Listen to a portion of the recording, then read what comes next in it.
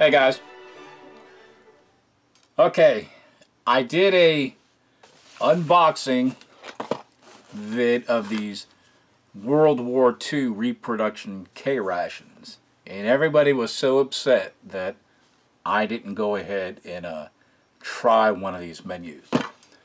So what I'm going to do, I'm actually going to try this dinner ration, because back then dinner was lunch, supper was dinner, and breakfast is always breakfast. So let's check this thing out. Okay, like I said, these are reproduction rations, and if you want to know who made it, it's Mr. Hogan. And again, I will have his contact information down there in the description box. So it's itemized as D. It's got all these little notices and information on them. And it's got a small contents list on the bottom. But what fun would that be? Let's go ahead. You know what to do. Let's open this thing and check it out. And you can see it has a waxed box. Now, I've heard two schools of thought. The wax that I know of and that I've researched is to make this somewhat waterproof. I had a gentleman or a subscriber or watcher, viewer, whatever, said that he saw somewhere, or he believed that it might be to reduce like a chemical attack from penetrating the food on the inside of the ration. Like I said, I haven't been able to find anything to validate that. So if you do have something that validates that, please post it to this video. That would be great. So that way we'll know definitively what or why these boxes are waxed. So again, you can tell it's waxed. And the first thing is the little accessory packet, which we'll take a look at that shortly.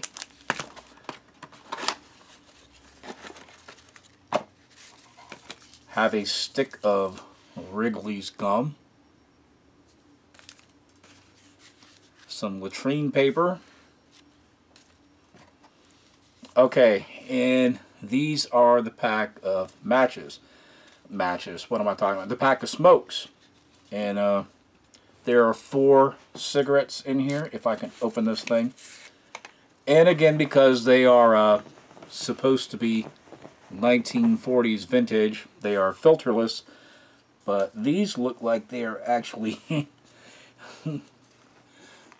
Pall Malls that have had the filter chopped off. But it's all good. It's a reproduction ration, so that's kind of what you expect.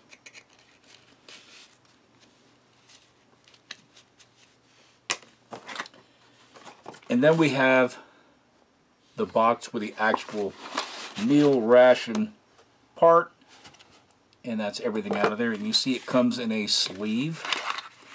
Now, back in the day, some of these were silver and some of these were painted olive drab and had an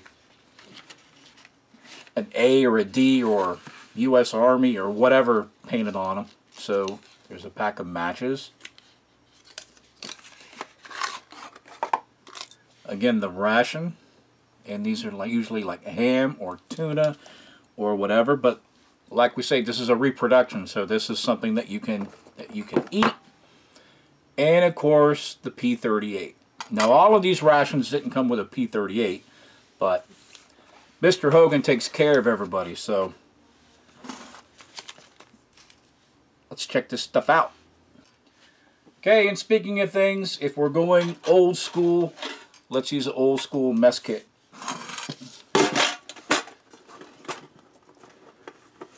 If we can open the thing, there we go. And I've got USGI utensils. And you just slide this right on like that. And we've got our tray.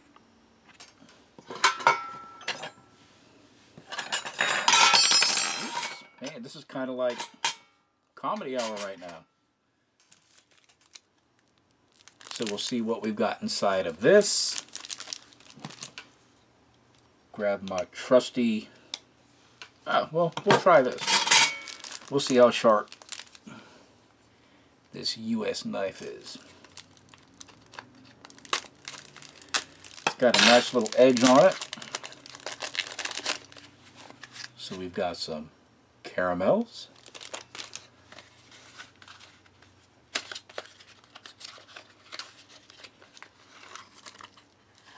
And 5 of those.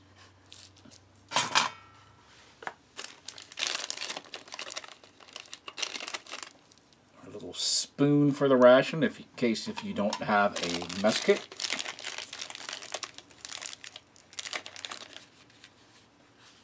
Package of sugar. And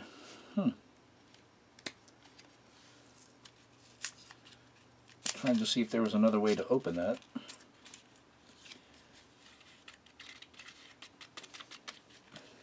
It says, I don't want to come out, buddy. Okay.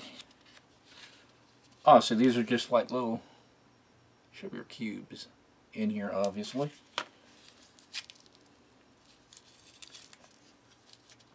Domino processed tablets. Wow, I wonder if these are repackaged. So, okay, just a standard, well, not really a standard sugar cube, it's a sugar rectangle.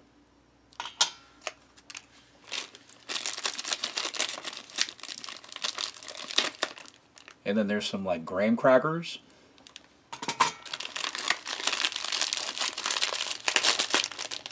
And then there's like savory crackers. Crackers like with salt on them, kind of like club crackers. And then we have some bouillon powder. And let's see if we can find a way to open this up.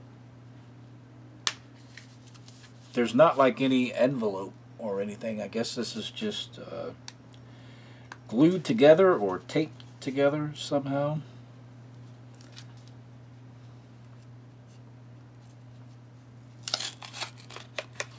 Alright. And then some bouillon powder. I guess this is supposed to act as your drink. Okay, it says dissolve contents in 1/3 of a canteen cup of water. So, okay, hot or cold water. I don't have any hot water, so I guess we're going to use cold water for this. And just so I don't get any grief about using another can opener, I will use this P38. If it will open up.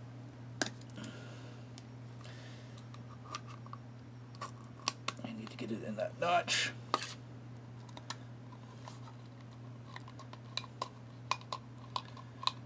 And it does take a little bit of a technique to do this, but once you get it down, it's really not that bad. Now from my uncle, he was an artillery crewman during World War II as well, which that's kind of what made me choose the artillery route.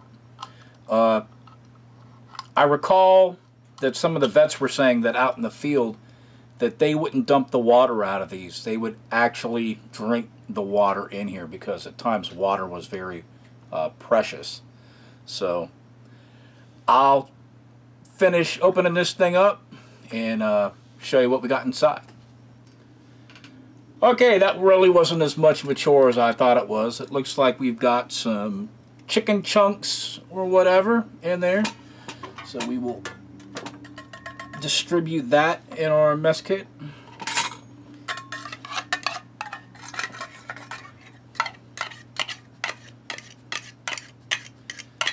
So there we go. Looks yummy, doesn't it?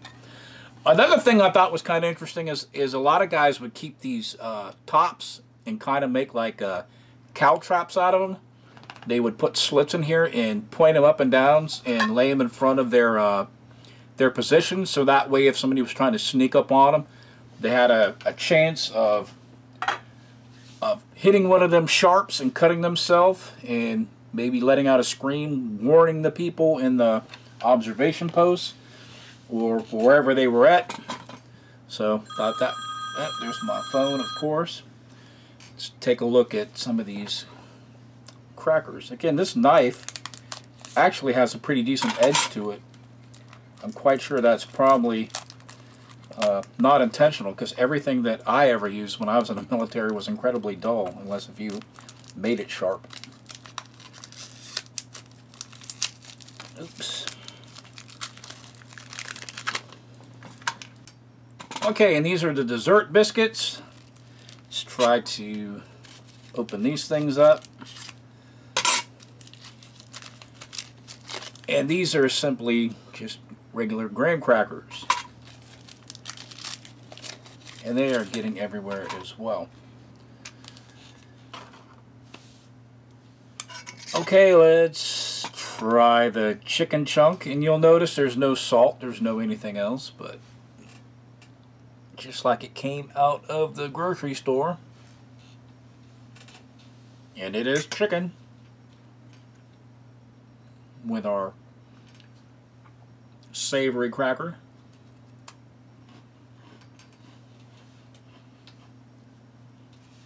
Seems to taste pretty well.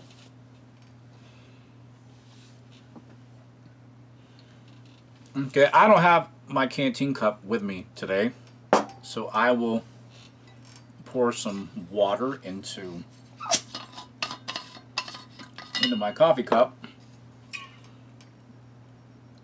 And like it says on the envelope, hot or cold water. I might need a little more water than that. Okay. And let's put some of this bouillon in here.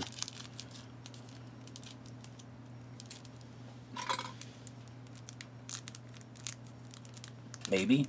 Jeez.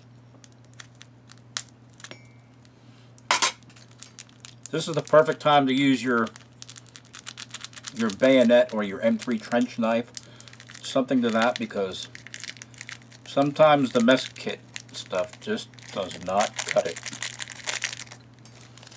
Okay. Give that a stir and let it incorporate, do its thing.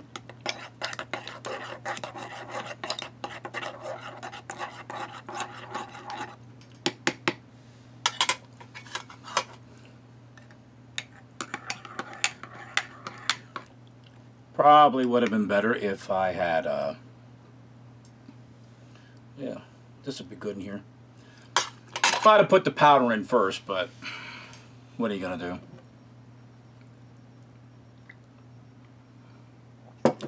That has such an incredibly high sodium content in it, but it would definitely add to the flavor of this. We can get some out of here with some of the bouillon in it. And we'll stick a cracker on there as well.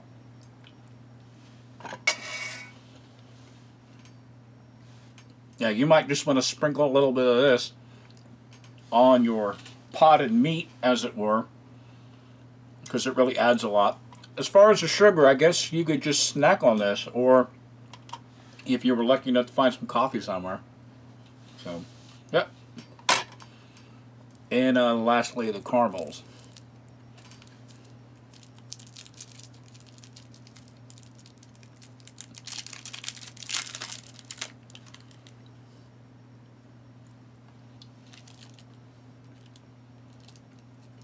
And what can you say about that? It tastes like good, yummy, fresh caramel.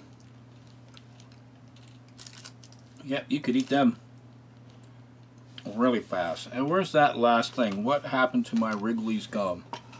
It is hiding from me somewhere. It does not want to be eaten. It's not under my smokes. Ah, here it is. And again, in one of the Wrigley Spearmint wrappers. I think this is supposed to be a reproduction of an old school World War II stick of gum. Now, in the last ration, I had clove gum in all of them. And when Dan tried it with his uncle, he said, well, cloves have a distinct flavor, so it carried over. So, it smells like Wrigley Spearmint Gum.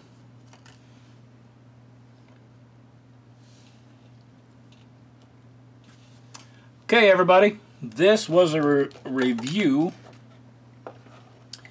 of a Reproduction World War II late model K-Ration. And, of course, dinner is lunch. So, I hope you all enjoyed this, and see you all next time. Bye.